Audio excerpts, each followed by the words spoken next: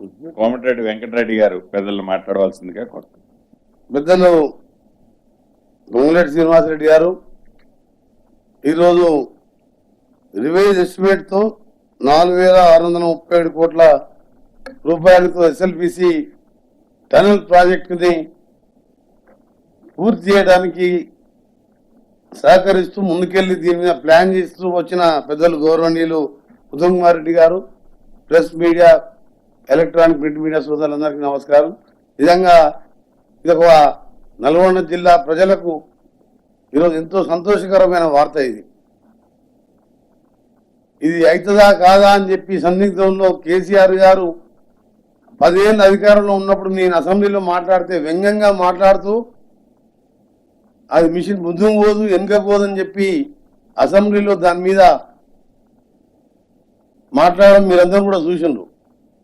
కొత్త కొత్త టెక్నాలజీతో ఇలాంటి టనల్ ఎన్నో వచ్చినాయి. కాకపోతే లాంగెస్ట్ టనల్గా ఎక్కడ ఓపెనింగ్ లేకుండా ఉన్న 43 కిలోమీటర్ల టనలు ఆ రోజు రాజశేఖర రెడ్డి గారు ముఖ్యమంత్రిగా ఉన్నప్పుడు ఫ్లోరైడ్కు శాశ్వత పరిష్కారం 4 లక్షల ఎకరాలకు ఏఎంఆర్పి సాగర్ బ్యాక్ వాటర్తో తీసుకుంటే సంవత్సరానికి 200 కోట్ల కరెంట్ బిల్ అవుతుంది.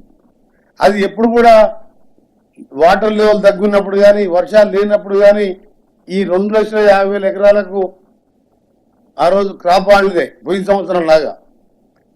కానీ ఎలక్షన్ మేనిఫెస్టోలో మా ఎన్నికల మేనిఫెస్టోలో 2004లో పెట్టాం ఎస్ఎల్పిసి సొరంగ మార్గం మా పార్టీ అధికారంలోకి వస్తే చేస్తామని చెప్పి.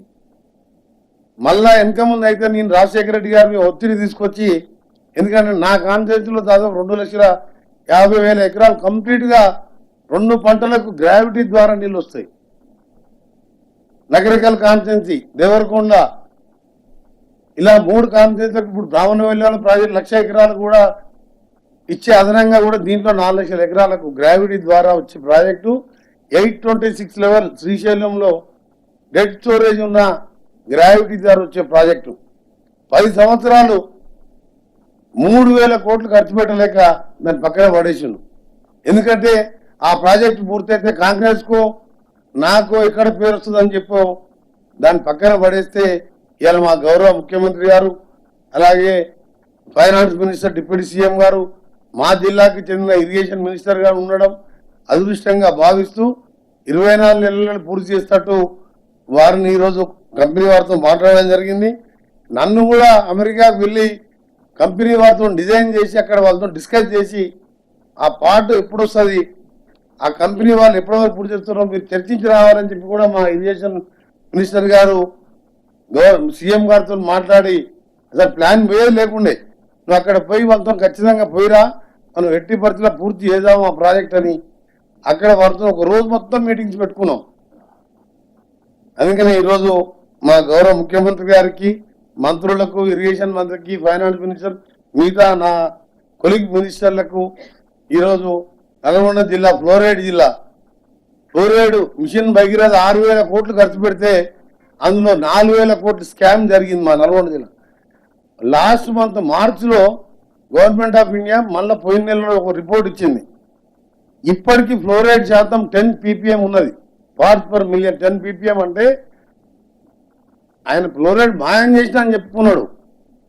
మాయం కాదు, ఇంకా పెరిగింది. ఇప్పుడు 2 సంవత్సరాల్లో రేపు ఈ ఫ్లోరైడ్ ఈ గ్రావిటీ ద్వారా వచ్చే టనల్ పూర్తయితే గ్రౌండ్ వాటర్ పెరిగి అప్పుడు ఫ్లోరైడ్తో పాటు 4 లక్షల ఎకరాల నీళ్ళు వస్తుంది.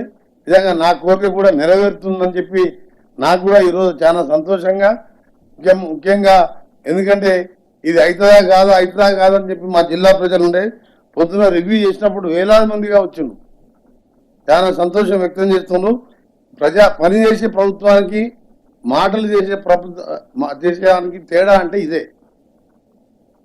1,00,000 కోట్లు లిఫ్ట్ పెట్టి కమిషన్ల కోసం ఆయన కొట్లాడితే ఇవాళ ఒక 1,000 కోట్లు 2,000 కోట్లు అదనంగా పెట్టి 4 లక్షల ఎకరాలకు నీళ్ళు ఇచ్చే ప్రభుత్వం ఉంటే రేవంత్ రెడ్డి గారి నాయకత్వంలో, ఉత్తమ్ గారి నాయకత్వంలో పాత ప్రాజెక్టులు వాళ్ళు వదిలిపెట్టి ఎక్కడ పూర్తి చేస్తే కాంగ్రెస్ పేరు వస్తాయని చెప్పి లిఫ్ట్లు పెట్టి కమిషన్ తిన్నారు.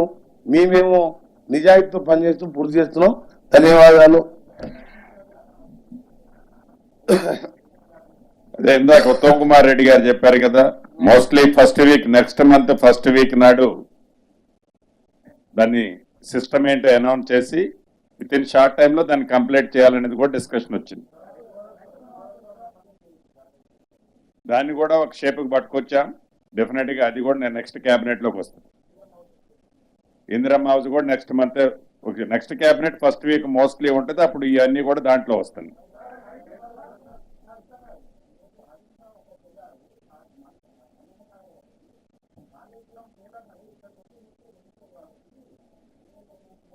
నర్సింగ్ ఒకటి ఇప్పుడు ఈ రోజు నేను డైవర్ట్ కాదలుచుకోలేదు. ఇప్పుడు మేము చెప్పిన హైలైట్ చేయండి, అది రేపు మాట్లాడదాం. Thank you. నర్సింగ్ ఇంకోటి పూర్తి చేసుకొని కూర్చున్నా అలా మామ రాలేదు. పూర్తి చేసుకొని కూర్చొని పూర్తి చేస్తున్నాడు సొరంగం. అలా మామ రాలే. 5 ఇరిగేషన్ మినిస్టర్ ఉన్న హరీష్ రావు ఎందుకు రాలే? మల్లన్న సాగర్ కాళేశ్వరం కమిషన్ల కోసం వాళ్ళు పెట్టుకున్నాం. అందుకనే మన నల్గొండకు రాలే. 70% ఎందుకు పూర్తి చేయలే? దానికి సమాధానం చెప్పమని